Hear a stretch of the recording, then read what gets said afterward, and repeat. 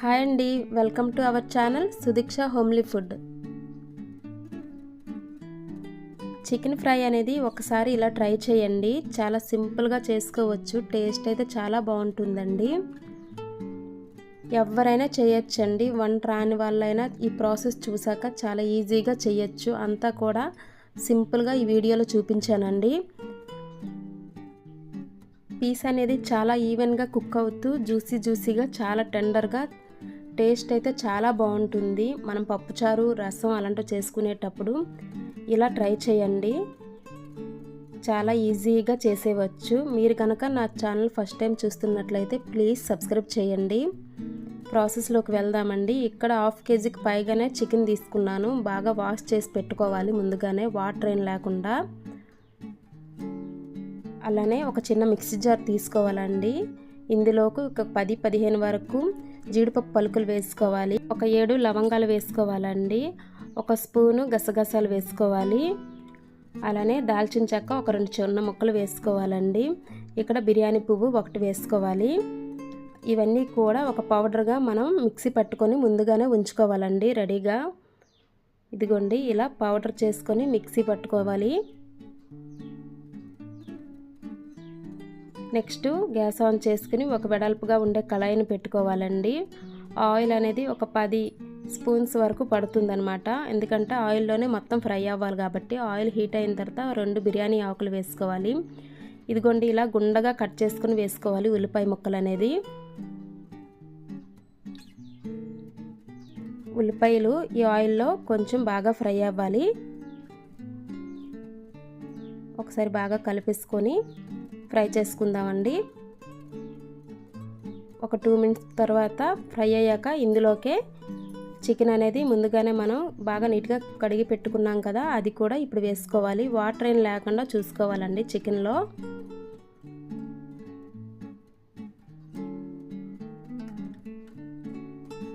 Chicken అనేది ఈ ఆయిల్లో బాగా కుక్ అయ్యే విధంగా ఒకసారి బాగా కలుపుకోవాలి.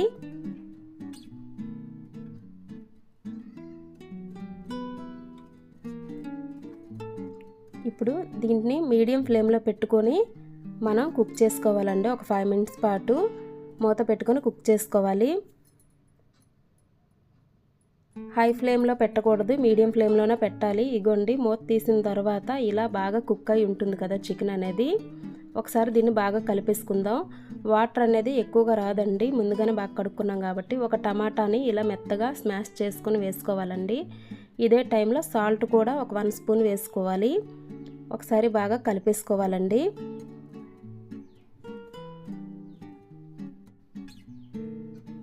ఒకసారి అంతా బాగా కలిపేసుకొని ఇప్పుడు లో ఫ్లేమ్లో పెట్టుకొని ఒక 7 మినిట్స్ పాటు మనం మూత పెట్టుకొని కుక్ చేసుకోవాలండి. చికెన్ లోపల కుక్ అవ్వాలి కాబట్టి. ఇదిగోండి మూత తీసిన తర్వాత వాటర్ ఏమాత్రం ఉన్నా ఈ టైంలో బయటకు వస్తుంది. ఒకసారి బాగా కలిపేసుకోవాలి.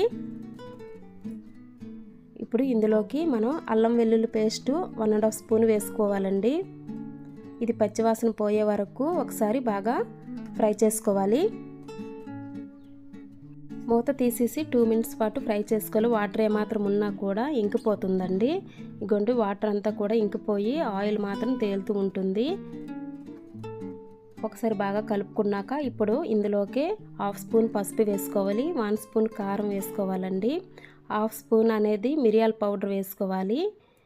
నెక్స్ట్ గరం మసాలా ఒక 1/2 స్పూను, చికెన్ మసాలా ఒక 1/2 స్పూను, నెక్స్ట్ ధనియాల పొడి 1/2 స్పూన్ అండి, జీలకర్ర పొడి 1/2 స్పూను. ఇవన్నీ కూడా 1/2 స్పూన్ లెక్క వేసుకోవాలి. మనం తీసుకున్న చికెన్ బట్టి ఒకసారి బాగా కలిపేసుకోవాలండి. అంతా కూడా ఈ మసాలాలన్నీ చికెన్కి బాగా పట్టే విధంగా కలుపుకోవాలి. అన్నీ కూడా లో టు మీడియం ఫ్లేమ్ అనేది పెట్టుకోవాలి. నెక్స్ట్ ఇందులోకి ముందుగానే రెడీ చేసి పెట్టుకున్నాం కదా పౌడర్ అనేది, ఇది కూడా ఇప్పుడు వేసుకోవాలండి. వేసుకున్న తర్వాత అంతా చికెన్కి ఇవన్నీ కూడా బాగా పట్టే విధంగా అడుగు మాడిపోకుండా చూసుకుంటూ కలుపుకోవాలండి. ఇదిగోండి ఇలా దగ్గరగా అవుతుంది. ఇప్పుడు ఈ టైంలో పచ్చిమిర్చి ఒక 4 చీల్చుకొని వేసుకోవాలి. అలానే కరివేపాకు కొంచెం, అలానే కొత్తిమీర ఆకులు కూడా కొంచెం వేసుకోవాలండి. ఇలా చివరిగా వేసుకోవడం వల్ల స్మెల్ అనేది చాలా బాగుంటుందండి. ముందు కాకుండా లాస్ట్లోనే వేసుకోండి. అంతా కూడా ఒకసారి బాగా కలుపుకోవాలి.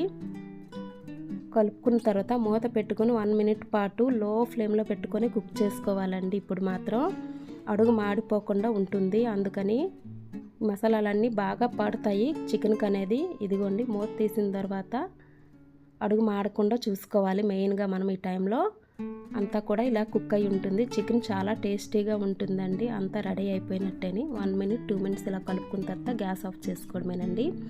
అంతేని. Thank you for watching.